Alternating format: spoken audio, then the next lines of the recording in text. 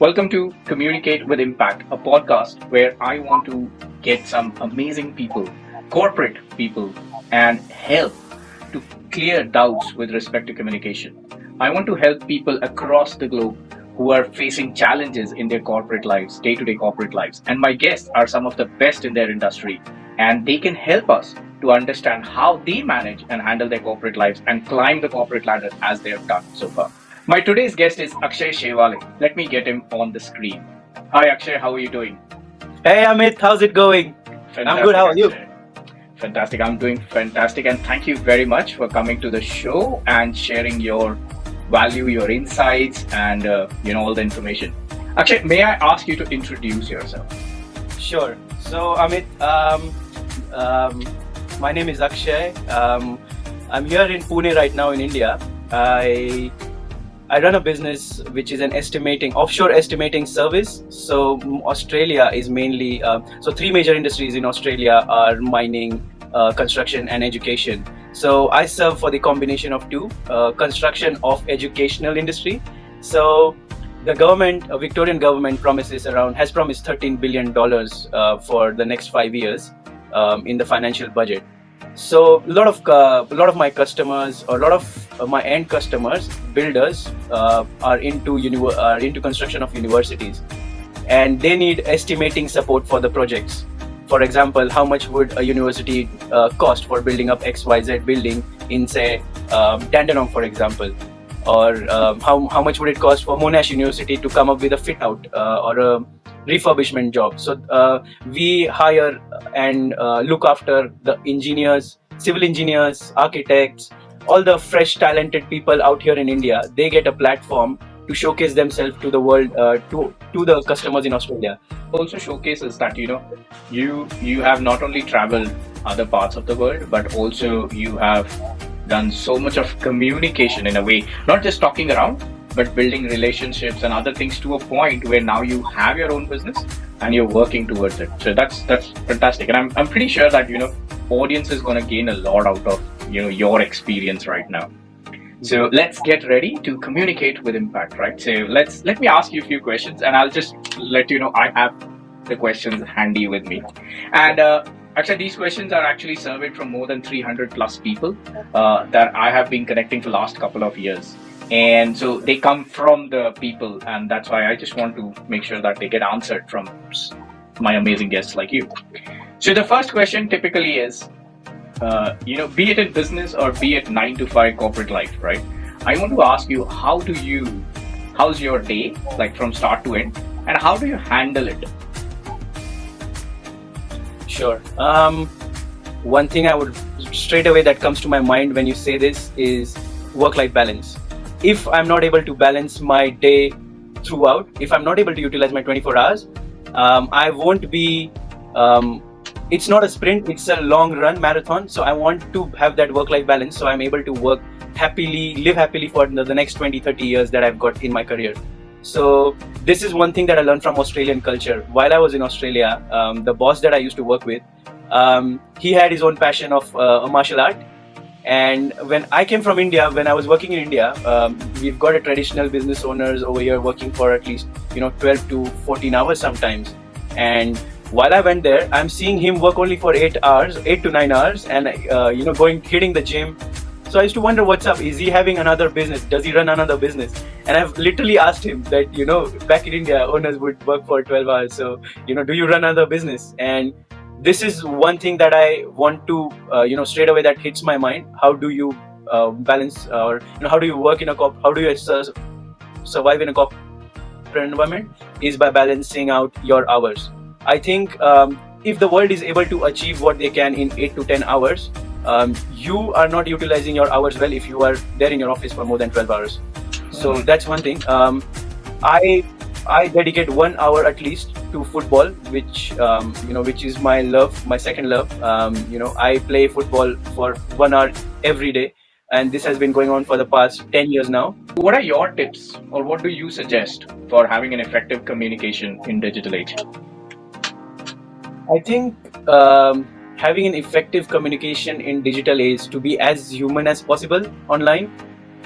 So from how I see, so I've done a bit of digital marketing for a few, like I have an interest in digital marketing, and from what I've learned is marketing hasn't changed. It's just changed its platforms. So, for example, you used to give out pamphlets, right? You used to give out pamphlets in the earlier era, a printed pamphlet, etc. And now they're just giving out posts. That has just been converted into a digital form. So, communicating effectively in digital age is basically, first things first, you need to be aware of the latest technologies. That's for sure. You have to be at least on top of things. If you are not, at least get in touch with an expert who is. Pay him well, keep him, use his services well.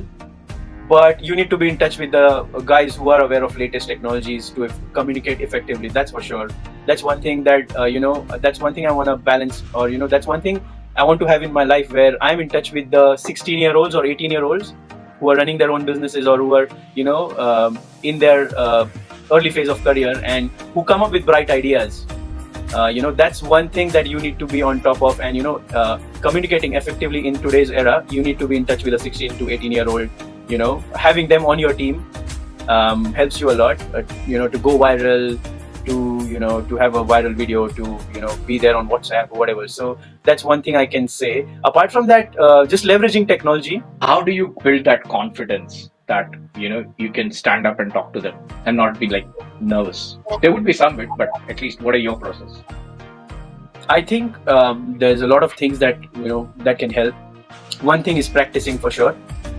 If you've got a friend, a senior friend, who's likely like a customer, talk to him, present to him.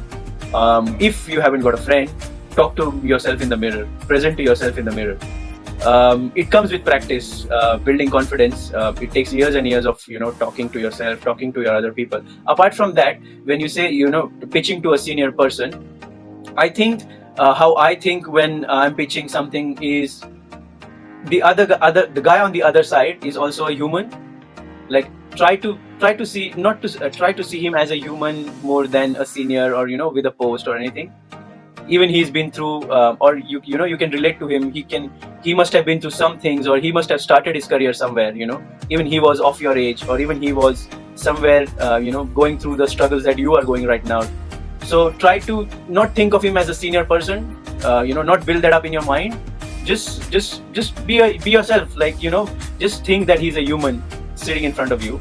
And building confidence, you say, a lot of tips. For example, wear good clothes. I start my day having a fresh start to the morning. Have a good shower with your the fragrances that you like. Wash yourself clean. This is how it happens in football. When you wear a jersey, you need to be feeling the pride from inside, or that generates your confidence. If you are very low on confidence, I would suggest, start loving yourself more. Start wearing clothes that you like.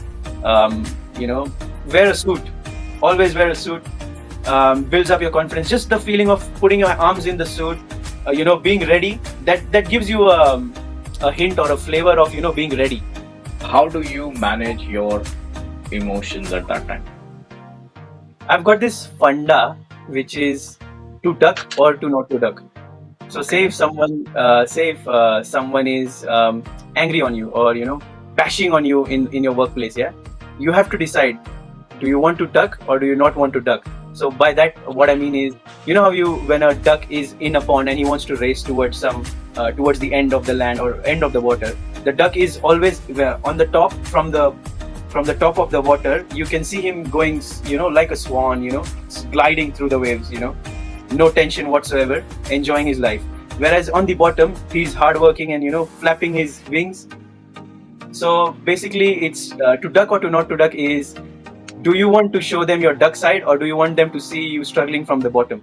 So whenever someone's bashing at me, I would like to be like a swan, and I like to be calm and composed, and only try to come to a common objective, which is to reach a common goal, to solve a problem, rather than being personal, or to just argue for the sake of argument.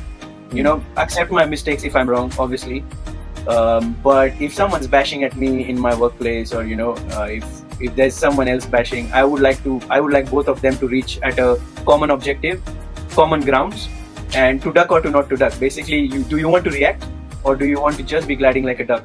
Do you have any book, blog, website, YouTube link, podcast, or anything that you would like to share? One thing that has stuck with me is during my university days, we had a psychology course, I think, and in that we were shown a video of, how, as I said earlier, of how chimpanzees communicate. So it's basically mirroring yourself, mirroring the other person. So there's a video on, pretty much I'm sure it's on YouTube, and I think it's on my favorites as well. Let me just grab that. Sure. So BBC Earth. Okay. How do chimpanzees communicate? Yeah. Okay. Cool. So that's one thing, basically it's very instinctive and very raw. It's how animals communicate, and we are animals, so language is just another tools of communication, but you can just use your hands to communicate. So yeah, that's one of my favorite videos. Great. Thanks for sharing that.